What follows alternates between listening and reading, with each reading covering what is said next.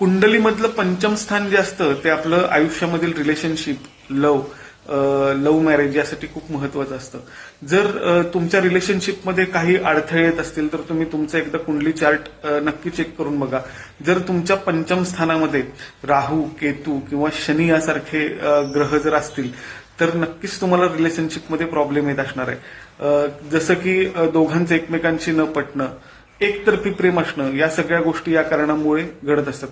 तसंच जर कृष्णमूर्ती पद्धतीचा विचार केला तर हे तिन्ही ग्रह राहू, केतू, शनी यासारखे पापग्रह जर पंचम स्थानाचे उपनक्षत्र स्वामी असतील आणि त्यांच्याकडे जर 6, 8, 12 या स्थानांचं जर कार्यक्षेत्र असेल तर रिलेशनशिपमध्ये नक्की प्रॉब्लेम येताना दिसतात किंवा लव्ह मॅरेज सक्सेसफुल होताना आपल्याला दिसत नाही.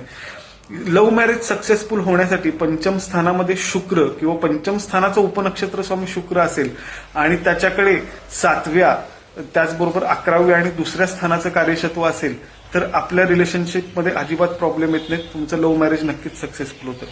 तुमच्या पत्रिकेमध्ये नेमकं लव्ह मॅरेज आहे का अरेंज मॅरेज आहे किंवा रिलेशनशिपमध्ये जर काही इश्यू असतील तर ते काय आहेत, त्याच्यावर उपाय हे जाणून घेण्यासाठी नक्की मला संपर्क करा. योग्य ते मार्गदर्शन तुम्हाला केलं जाईल.